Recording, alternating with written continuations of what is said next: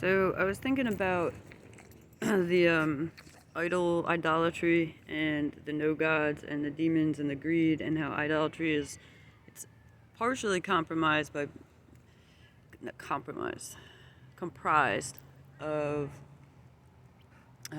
people worshiping like dead rocks and like stone images or gold and silver sculptures of things and things like that. I remember in the Bible God said, don't worship obelisks, which is like the thing in Washington D.C. It looks like those big Egyptian tall standing stone structures. And don't worship it.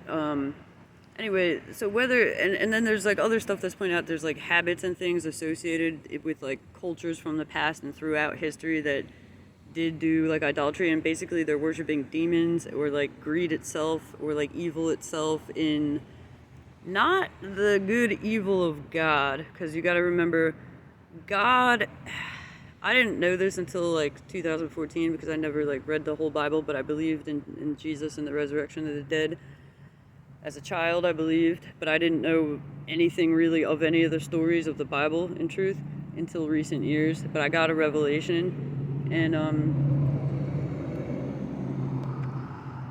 the thing is, blah blah blah. There's things associated with it, and like the death worship, and then like haughty things. Even, it's weird, I looked it up and it even said earrings actually were associated, which is weird because like I got my ears pierced when I was like 6. Like I guess that was the thing to do in the 80s. Like my parents and my mom took me to the doctors to get my ears pierced.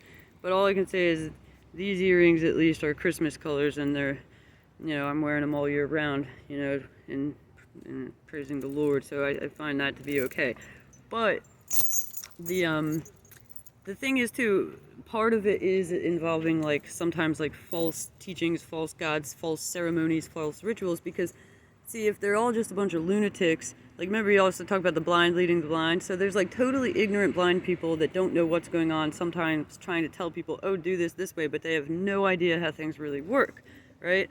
But this is something else, and it's a little bit more sinister. Now I think when they try to teach it and impress it upon the children, it comes out in a variety of ways, but the part in like the Psalms where like David said like they worship like dead like objects or rocks that cannot speak. They have mouths but they can't speak, and they have eyes but they can't see. You know what I mean? Well, these people are characterized by, I guess, a lot of, like I said, like vanity and greed, weird, morbid, wacky stuff that's just not true. Death stuff. And remember the no gods, like when God said in the Bible, God said they, the no gods, call themselves the gods, yet they are, hey, stop that, buddy, stop. They call themselves the gods, yet they are no gods. They do not save. I'm the God that saves, right? So notoriously there's another part in the Old Testament I happened to open up to one day a few years ago, and it said something like I'm going to do it in my paraphrase of my language from the way I remember it, because I don't remember the exact words, but he said something like say they were calling themselves like the Lord this, the Lord that, like, but they're not really the Lord, and like it was like Adonai means the Lord, so they call themselves Adonai this, but he said like he goes around like destroys them, and he's like, we destroyed Adonai this and Adonai that, like they're the fake Adonai. So anyway, I was thinking about this Disney thing, and how I remember seeing the movie Fantasia when I was a kid, and how dead objects are dead objects. Like, okay, think about in the movie Fantasia, there's like brooms. First of all, also sorcery and wizardry and witchcraft and mediums of like talking to the dead in seances and things like that, and trying to, that stuff's all a sin, and it's all part of like a witchcraft and a sorcery. So in this Fantasia movie, which is like sorcery, and they're trying to like soften it up and like impress it upon the kids and give them the wrong ideas about things, like, be a sorcerer, and then try to make dead objects dance around, and the brooms will get up and like they're alive and sweep everything. Now, though the only one who could make a dead object become alive, like Paul said, is God. He said God could put life into a dead rock, but nothing else is going to do that. it doesn't seem like it's something that like generally is something that God would even like do or condition. Like generally, like the Fantasia movie, like the broom's all like alive, and then you think like the cartoon movie culture, like they do that a lot. Like objects like that are dead, that are just objects, they give like a life to in the cartoon theater world, and oh hey oh da da da da, but nothing's really like that. And so it gets the children confused, thinking that there's some type of other value to these like inanimate objects that are not living. You know what I mean? So I was just reflecting on that and thinking about how that connects to the confusion of things and like their weird, you know, urge to lie to the kids and give them all kinds of like twisted and false ideas. But you know, it's we're in a culture too where a big problem is like Christmas and Easter are obviously very holy Christian holidays, right? Easter is like, to me, the part of like Jesus, like, and the stone rolled away and Jesus resurrected from the dead. And it's like the completion of the resurrection, right? But here in this country, they're telling kids about an Easter bunny that doesn't exist, that puts plastic eggs all around the lawn and fills them with candy that's full of horrible food or products. Heck, I don't know. I don't know that that's in there exactly, but the point is I'm real freaked out about the artificial foods and the sweeteners, and it's not funny. But too high sugar and this and that. Like it's to me it seems like a weird Hansel and Gretel witchy thing going on, honestly. And some pretty bad stuff in there. But yeah, okay, so this fake Easter bunny that fills the plastic eggs with candy, hides them around the lawn, and that's Easter. No, that's not really Easter. In the purity of a Christian child's mind is the resurrection of Jesus Christ. You know, he rose from the dead, and he was they went into the tomb, he wasn't there, because the sun rolled away, and he was, the Pentecost thing, and I found out in recent years is, part of that too. But you see how demented these people are, and they think, oh, it's no big deal, we just like to tell the kids, it's fun. They're all concerned with their little fun. They think it's funny to lie to the kids and try to disgrace the Lord. The Lord on one of the most, it's like the most holy day, you know what I mean? You have Christmas, which also celebrates the birth of Christ. Surely there's holy holidays. And then they're going to take a holy holiday and try to make like a weird, like, no gods pagan, like a false god / dash pagan dash lie, like a mock pagan even, because even if pagans ever worshipped God, even if it was like God in like multiple forms, those ones would actually still have the right idea to some degree, even though God said in the Old Testament, try to keep me one as much as possible. But there were cultures where there were still pagans. And Jesus did say, rich people, poor people, pagans, and non-pagans were also welcome at God's table. So, but there's also like a false gods paganism, which is like a mock paganism. So even for paganism, that's where I think paganism becomes another part where it would become like a false religion and a failure to God. Whether it was people in the old days doing rituals that God said, I've had my fill of your burnt offerings. I don't want your burnt offerings anymore. I hate your full moon festivals. I hate their sorcery, da da da da da. That's where people weren't doing anything to actually please God. Like I think in Hosea it says something like God wanted sacrifices of kind words, not burnt offerings. It could have been David, it could have been Hosea, I forget. But somewhere in the Old Testament it says that. It says that God wanted kind words and like mercy instead of these like weird like ritual things these people were doing in their weird full moon festivals. Like, because if you think they were all probably going out on the hill and acting crazy and having their full moon party and, oh yeah, burn the animal, offer it to God. They were probably like partying like a bunch of like party nuts or something. And how is that really worshiping the holiness of the Father, the perfect Father, God? remember when people put their own slanted corruptions and where they fall short into sin, and they try to make a ritual geared towards God, and it's not up to par in the holiness and the offering, it's not really suitable towards God, and I don't think those types of rituals or prayers reach the purest, like, you know, like,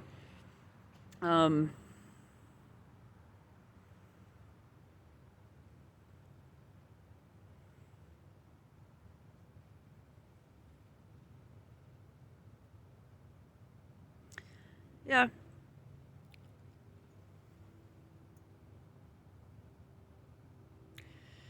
So that's just some thoughts on this whole situation with the problems going on with all the idolatry and the vanity and the lying. I mean, even the Christmas thing, like, instead of just focusing on the point Christ Mass, you know what I mean? The Christ, his holy name is in the word for that day. They focus on what? Getting the kids all, oh hey, I'll go to sleep early. Santa Claus is coming down the chimney tonight with a bunch of presents from the toy store, and he leaves these things here. But it's like, it's almost like an off mimic emulation of like a god figure in a way, because the big white beard and the hair is kind of like, you know, that's kind of like a lot of thoughts of like what people would think God would look like or something. But they don't sit there and say, hey, we have this holiday in the name of the good Lord. It's a celebration of the birth of Jesus Christ, and, you know, we're buying you presents because the Lord has blessed us with the ability to give you guys some gifts, and we'll have a nice meal together and celebrate the Lord in a holy way, and be jolly and happy about it, you know. The truth, I think, would be so much better, because the children actually like the truth, and they actually feel better and warmer when they actually respond to what's going on.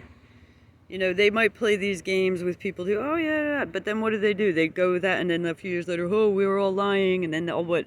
They like to like humiliate and embarrass the children that they've messed with their minds. Oh, every child has to go through this like lie breakthrough, like, oh, they were all lying to me about this Santa Claus thing that they tried to get me to pretend and believe for years, and the Easter Bunny, and then, oh no, it wasn't true, it's just a joke, it's just them hiding these things around and giving me these plastic things all the time, and candy that has artificial flavorings and such in it, and you know, and oh, you know, but if everybody just told the kids the truth, you'd please God also more, you know what I mean? But the truth shall make you free, you know. So I don't like this like just general thing of like, it's like people think that's okay to just generally make up a false religion and false idols and make up a lie to the children on a holy holiday.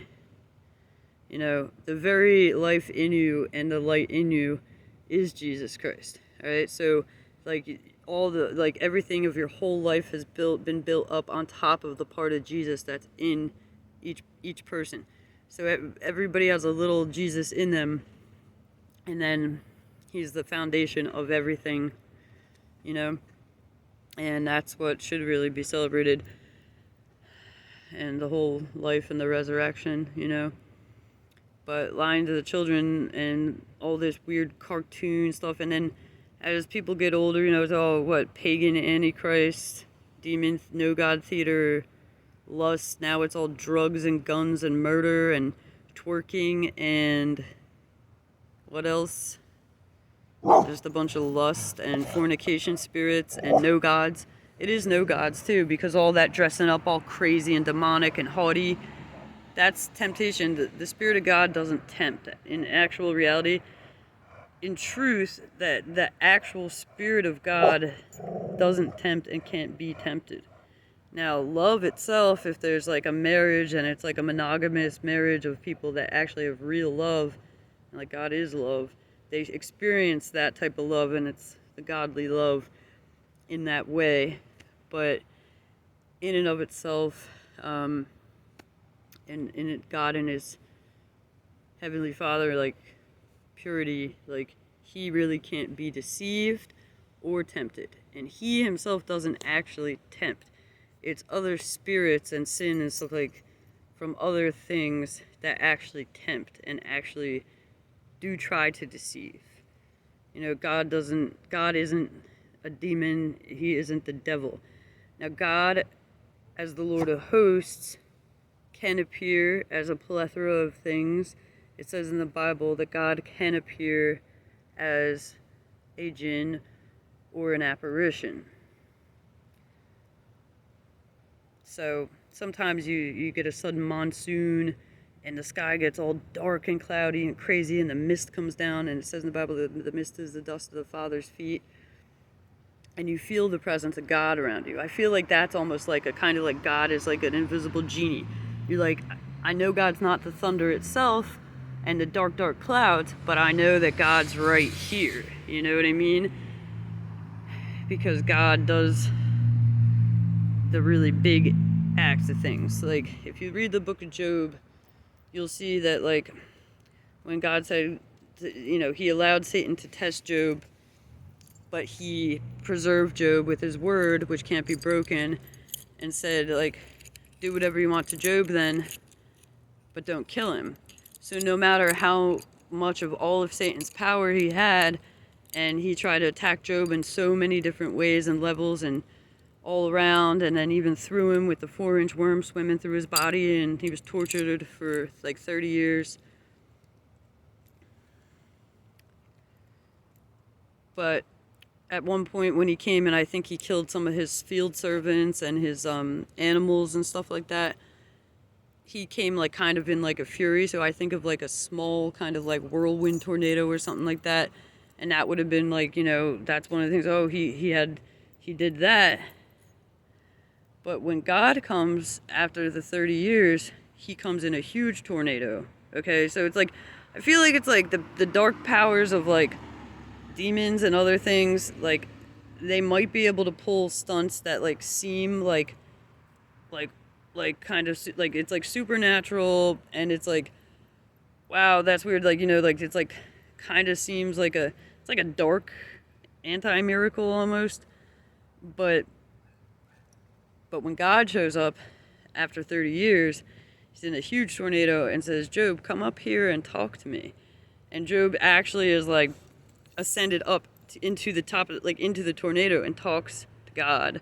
And, you know, so just trying to give you an idea of like the difference between like the powers of God. And like, remember, this is like the God who made the entire heavens, you know, everything in the heavens. So all the stuff that everybody finds out with NASA, oh, there's all these galaxies all over the place, and it's not, God made the whole heavens. The whole heavens. You know, he made this whole earth and everything on it, and the whole heavens. And there's been more than one earth also. There's things that science just doesn't explain entirely, and you have to just have faith in the majesty and miraculous ways of God, because the grace of God and the majesty of God is something else, you know what I mean? But anyway, I'm just saying, all these people with all their like haughty sorceries and like nonsense and lies, because they're all, it's like that whole thing of like people it's like all like chasing the wind, and like them trying to sell the wind, like, oh, we have something, like they're trying to pretend it's worth something. And then there's that expression, no, it's not worth its salt. You can think too, like drug dealers. Like drug dealers will try to like, they'll get caught and it'll be like, oh, this was $1 billion giant trafficking ring of this. Wow, all those people were hurt, raped, died, molested. If it was drugs, that's if it was human trafficking. If it was drugs, how many families got deteriorated and torn down by all these people's drug problems, and how many people died, and how many accidents happened, how many people lost things. You know, what, for some scumbags, a few scumbags to make $1 billion, which is like chump change, it's like nothing. And it doesn't even matter if it was $1 billion or not, because life is more precious, you know. So what's worth its salt, that's apparently an expression from the days like back in like Rome and stuff, like people used to trade salt because salt was like, it's not like now you can buy a huge thing of salt at the dollar store or something, you know. Salt was like, I don't know, you know, and it's good for you, you know, and it's good for the body. So it had a value, and people knew that salt had a value, and you could therefore compare salt to other things because it actually does help the body, you know. Remember, like Jesus said, like, isn't the body like more than clothing? Like, you know what I mean? So anyway, but yeah, the people selling things, oh, they got these drugs and then this and that and the other and all these crazy sorcery ideas and all stuff, but this stuff isn't worth its salt. So they're spinning around racketeering, doing all this evil. What did they make? Oh, a few people, oh, here's some millions here, oh, somebody might make $1 billion. And it's like, for what, all that work and toil and greasy, evil, sneaky, nasty, and violence that goes through it, and then there's crimes off of it, and thieving, and all kinds of corruption, and then people having ailments from drug addictions and all this and stuff. You know, the crap's not even worth its money. If you gave me a gigantic boat full of drugs, and said, well, it's worth $40 billion, I'd say, let's burn it all. Because to me, I know that that would save way more than $40 billion worth of life. You see, that's actually a better way to value things for what they actually are. You know, because that other stuff, if it's hard drugs, it's nasty drugs that really hurts people, it's weaponized, and it's not good for their morale. And when people do drugs too much and lunacy associated with it, or crimes that, you know, they also end up doing like crazy stuff and thinking crazy stuff and committing other crimes and doing witchcrafts, and they go loopy, and then they'll teach their kids all loopy, and they might be more violent and abusive or thieving and stuff like that, and sick in the head, you know what I mean? So I don't know. That's just what I was thinking. But yeah, all that stuff, all the too much, I call it witchy woo, where it's like they like to like spin like their kids' heads out and everybody else with whether like it's like MK Ultra, serious abuse, radio torture. You know, they do this all around, and they kind of know what they're doing, you know. And they use it too, and they don't have just a one-fold plan. They always come with different directions, you know. Whether they get their stuff, they take all their energy and their money, oh, let's put it into these evil movies, evil pornography, evil TV shows, evil books, evil this, evil that, whole publishing houses, you know what I mean? Again, to me, I boycott all that stuff. None of it's worth its salt. It actually tortures me and makes me feel evil, like sick and disgusted and like, ugh, because I got a revelation and I saw things for what they were, you know, back in 2014. And yeah, all this evil is horrible. And like Jesus said, like the devil, like Lucifer, you know, that was his old high form name, is a liar and a cheater, right? So that's the whole thing, is like the lie, the cheat, the traps, the fake, the false promise, you know, selling the wind, you know, or getting people to chase the wind, go on a wild goose chase, and then there's nothing. They're known for that Disney like evil Illuminati thing with the like carrot on the stick, like, oh, and then they're sick. It's just around the corner. Because they try to lead you to things, but it's a bunch of evil demons that they know there's nothing around the corner. They know they're not giving you the truth. It reminds me of what Jesus said to whether it was the Pharisees or the Sadducees, I'm not sure, but he said something like, you don't take them to heaven. You know, so they'll try to tell you this and that. But like he also said that in another part of the scripture, like the Pharisees have taken the keys of knowledge and hidden them. So like they'll purposely try to not tell you the straight truth. Like I'll tell kids, no, Santa Claus isn't real. And No, the Easter Bunny is not real. It's just your parents playing tricks on you. They think it's funny, but they think it's kind of cute and nice, but that they're kind of demented, because the truth is they're not understanding the full holiness of God and the sacredness of the name and the, hey, Pujan, ah, the whole holiness of the name and the holidays and why it's really important. You know, just cut through the nonsense and just tell the kids the truth. Who cares? But this is how stupid these people are. They freak out. Oh no, oh no, you ruined their holiday. Now they're gonna cry. They don't believe in the Easter Bunny anymore. They're, as if it even existed, you know. But that whole shattering the false ego is like, it's like a sick like setup. And like, if the people weren't so into like trying to make fools of their own children and having everyone lie to them, never mind, they have the whole thing. Say you get teachers in schools, right? Like I had a teacher in like 3rd or 4th grade named Ms. Young or something. She didn't have kids, but she was teaching young children. You imagine this lady, when the parents came in for whatever, you know, oh hey, it's a family meeting day or blah blah blah. What if it was a Christmas thing? What if the parents would have been around for something like that? I don't know. You know that all the teachers would be expected, oh, go along with our lie. Never tell the children that we're lying about Santa. Ooh, teach our kids lies in school too. We'll all support that. And they don't even think about it. So it's like evil mind control. And like, if they don't realize how evil just the